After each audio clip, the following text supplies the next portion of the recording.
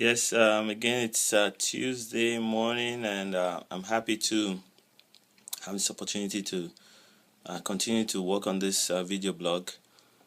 This morning, I want to just take a minute or two to reflect on what happened yesterday and some of the thoughts that the Lord dropped in my heart, and just to give you a roundup on just what happened and what's going to happen today. So yesterday was, as I said in my blog of yesterday, busy, lots of meetings, right, starting around 5 o'clock, prayers, and then another meeting on the phone, and another meeting on the phone, and then later in the evening, I began to spend an hour working on my passive income project, and I hope to be able to do some of those things today. It's the day that we do a lot of administrative work.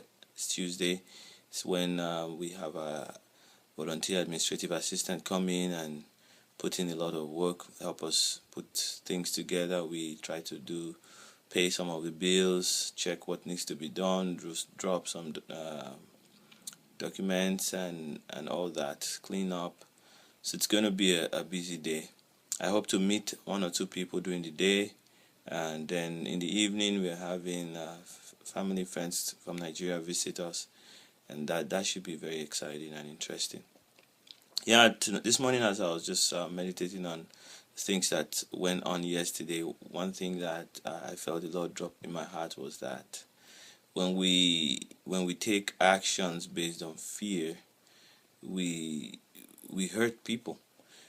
And many times, because it's not so easy to differentiate sometimes whether we're taking actions based on fear, because when we have fear in our hearts, what happens is that it kind of shuts down some of our ability to reason and discern correctly.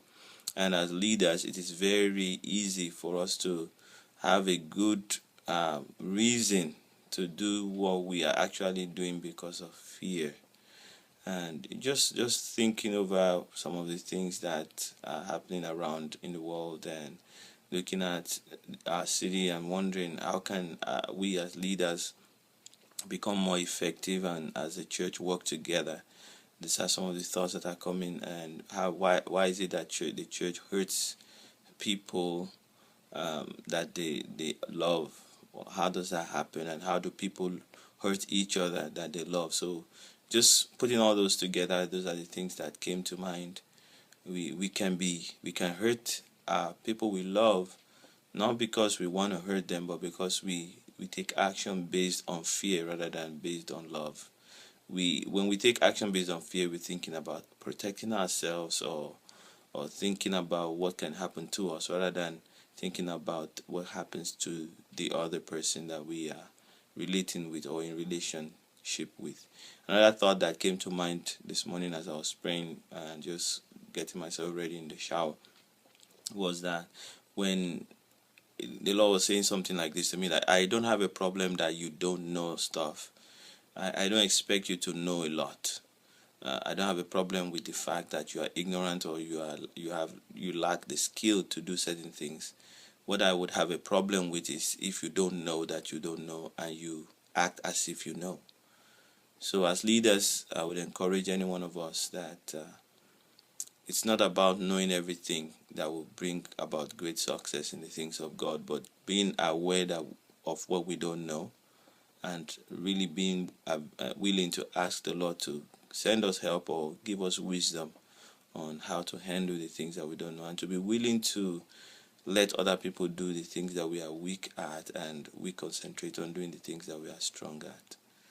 And so I believe that anyone can really work and do a great work for God, as long as they are aware of their weaknesses. I have a few people that have had the privilege of working with, and the best people to really work with are those that are acutely aware of their weaknesses and their inability to do things for God. And so they are always asking God for help and deferring to other people for help, and they become actually much better leaders and people to work with.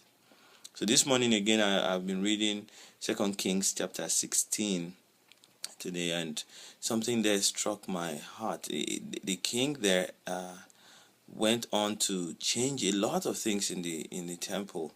Many of the things that were there, he began to turn around, change the altar, made a different altar, went to Assyria and got a model, changed the altar. But the strange thing was that he was still doing the sacrifices that the Lord commanded to do, and that really touched my heart. Just a reminder that it is possible for us to be doing our own stuff, thinking that we are doing God's work, but we are really building a strange thing, building with a wrong pattern. This made me to say to the Lord, oh God, please help me to know your pattern and not get carried away, because I just imagine the generations of people that will come after him just meeting that and thinking that that's how God wants it to be. And so it gives me a great reason to always go back to scriptures and find whatever pattern that is there. Scriptures being the only document that we have that can bring us at least close to what God really desires, and to stay in scriptures until God inspires us to bring us back to where he really designed things to be. And that king just kept on doing his own thing, changed, put the basin out, put some other things there, rearranged the whole thing, and continued to do sacrifices. Of course, it was not serving God, even though the things look like that. So I pray that God will open our eyes to see strange things that may have crept into our churches and into our worship styles and into the things that we do in the house of God or in the name of God, so that we can do them right. So today is another day that God has made, and I look forward to a beautiful day, fruitful day. That's it for today. Have a wonderful day. May the grace of God rest on you. May the power of God move through you. I pray for great fire of revival in our hearts, in your heart, my heart, in our church families, and I hope to hear from you. Feel free to leave your comments, and God bless you. Bye.